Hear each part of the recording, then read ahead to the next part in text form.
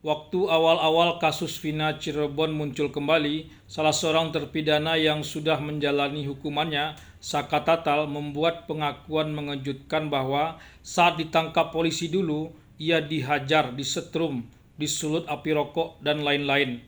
Penasihat Kapolri Arianto Sutadi ketika itu sempat mengatakan di hadapan publik bahwa kelakuan itu polisi zaman dulu dalam mengorek pengakuan terduga pelaku tindak kejahatan. Zaman sekarang sudah tidak seperti itu lagi. Pada saat itu tak ada satupun orang yang membantah, hanya mengamini saja. Tapi pada saat muncul rangkaian kasus tewasnya Hafiz Maulana di Padang baru-baru ini, di mana anak-anak yang diduga pelaku tawuran juga terbukti dihajar disulut api rokok. Bahkan menurut keterangan LBH Padang, ada juga yang mengalami pelecehan seksual sesama jenis, di mana di antara mereka dipaksa saling berciuman dan lain-lain. Kelakuan polisi itu dibenarkan oleh Kapolda Sumbar Irjen Pol Suharyono. Buktinya belasan dari mereka sudah dikenakan sanksi kode etik. Artinya tak ada perubahan sikap dari polisi terhadap mereka yang diduga melakukan tindak yang mengganggu ketertiban umum. Apalagi dalam insiden itu, keesokan harinya bocah 13 tahun bernama Afif Maulana ditemukan tewas mengambang di Sungai Batang Kuranji yang tak jauh dari kantor Polsek Kuranji itu. Meski penyelidikan Polda Sumbar mencoba memisahkan dua insiden itu antara tindakan penganiayaan terhadap belasan anak-anak remaja yang diduga pelaku tawuran itu, yang polisinya sudah dikenakan sanksi kode etik, dengan tewasnya Afif yang ditemukan mengambang di Sungai Batang Kuranji keesokan harinya.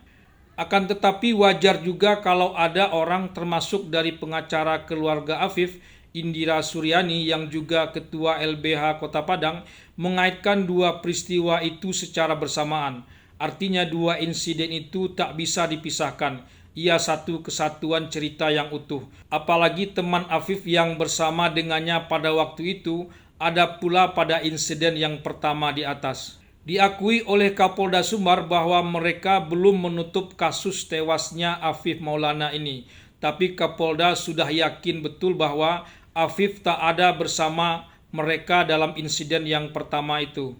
Afif sudah terpisah dari kawan-kawannya. Entahlah bagaimana akhir cerita dari tewasnya Afif ini. Tapi mantan Kabareskrim Susno Duaji tak setuju oknum polisi yang melakukan tindakan di luar prosedur itu hanya dikenakan sanksi kode etik saja, tapi mestinya juga harus dikenakan sanksi pidana karena diduga melakukan tindakan penganiayaan.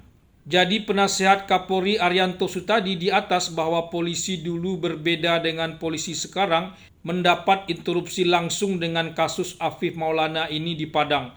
Tahun 2016 di Cirebon dan tahun 2024 di Padang terbukti tak ada perubahan yang berarti.